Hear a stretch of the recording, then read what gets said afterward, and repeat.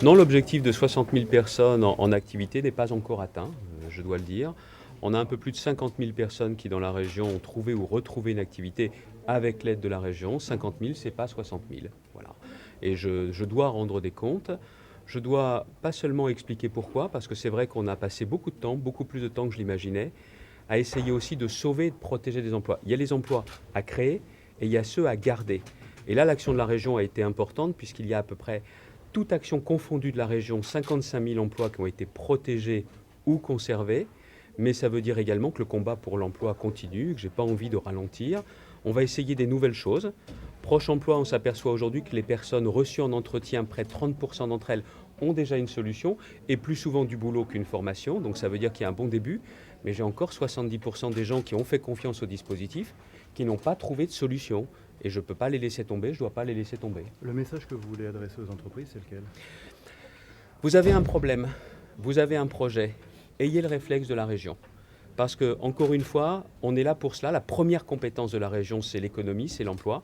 Moi, je l'assume, 80% de mon agenda, de mon emploi du temps, c'est consacré à l'emploi, à la formation, à l'apprentissage.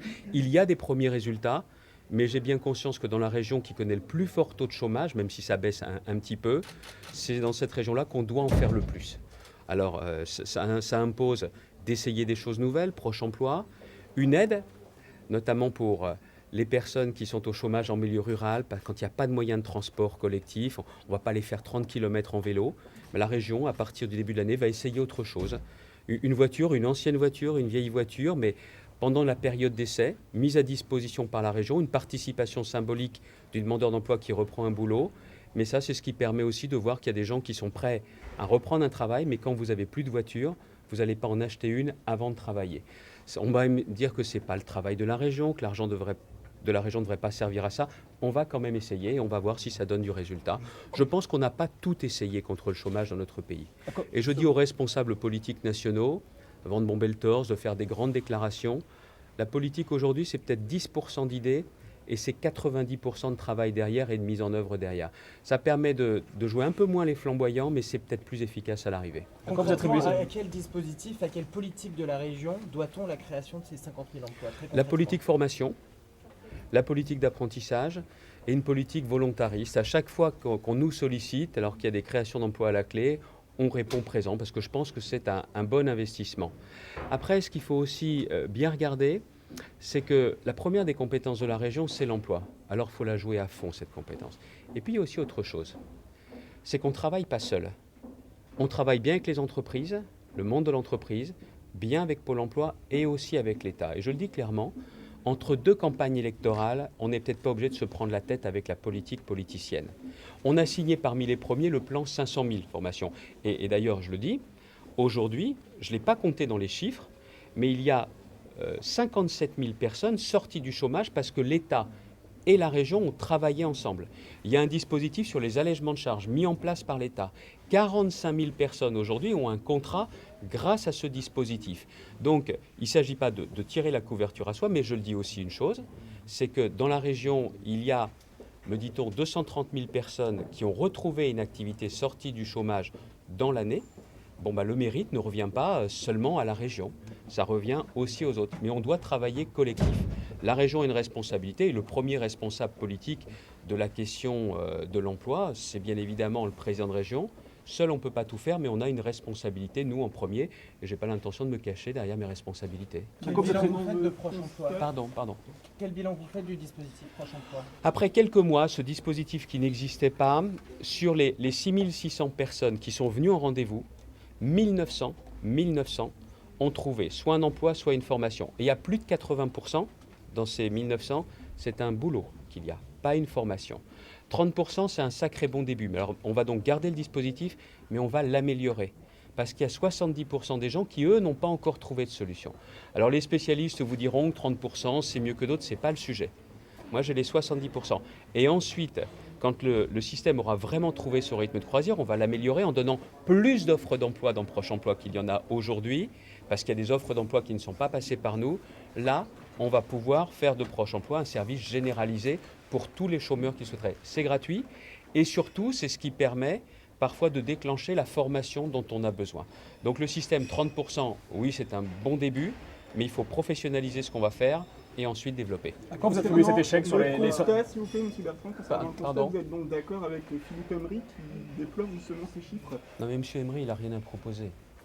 M. Emery, même quand on fait des avances pour aider des entreprises, comme par exemple l'entreprise Calwart, il dit de toute façon, il ne faut jamais aider les entreprises avec des subventions. Si on n'avait pas mis l'argent directement, Safran, Air France, KLM, je ne suis pas sûr qu'on aurait eu ce choix-là. Il serait certainement allé en Vendée. Donc encore une fois, moi, s'il y a des gens qui ont des idées, des propositions, je suis preneur. Si c'est juste pour passer matin, midi et soir à casser du Xavier Bertrand, que M. Emery fasse ça, moi j'ai autre chose à faire. Moi j'ai à m'occuper de l'emploi, clairement. Et quand on me dit, ça ne sert à rien, j'avais dit en lançant Proche Emploi, s'il y a une personne qui retrouve un emploi avec Proche Emploi, ça vaut la peine d'essayer. On en a 1900. 1900. Alors je pense que ça vaut la peine maintenant de continuer. À quoi vous attribuez votre échec sur le 50 000 et pas 60 000? Parce qu'il n'y a pas des bons chiffres de l'emploi au niveau national, mais encore une fois, je ne me cherche pas d'excuses. Certains m'avaient dit qu'il ne fallait pas faire la conférence de presse maintenant, attendre un peu plus tard que ça aille mieux. Non, non, j'avais dit à fin septembre, je rendais compte, on est à un peu plus de 50 000, j'avais dit 60 000, donc je n'y suis pas encore. L'objectif n'est pas atteint à 100%, et il ne s'agit pas de se cacher pour l'assumer. Et puis derrière, ça me donne aussi le sentiment qu'en politique, il faut faire attention à ce que l'on dit va pouvoir se traduire dans les faits comme on le pense. Ce n'est pas une question de volontarisme, ce n'est pas une question d'énergie.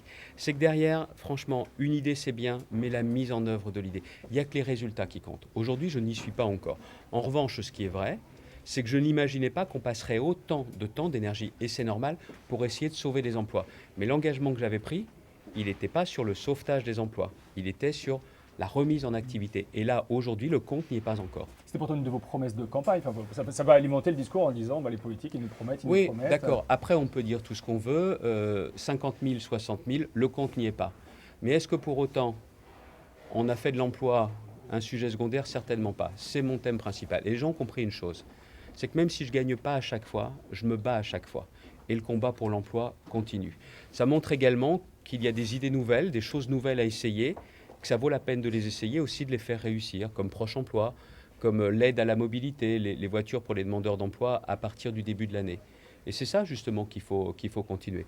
Et puis encore une fois, je ne me cache pas derrière mon petit doigt, j'assume ce que j'ai dit, ce que j'ai fait, et quand je ne suis pas encore au résultat, eh bien je l'assume. Et je sais que ça veut dire derrière ça, continuer, voire même redoubler d'efforts. Et concernant la grande marque de l'Internet qui devrait s'installer potentiellement en Picardie, les gens avancent le nom d'Amazon, est-ce que vous pouvez confirmer? Écoutez, ce n'est pas les politiques qui créent les emplois, ce sont les entrepreneurs.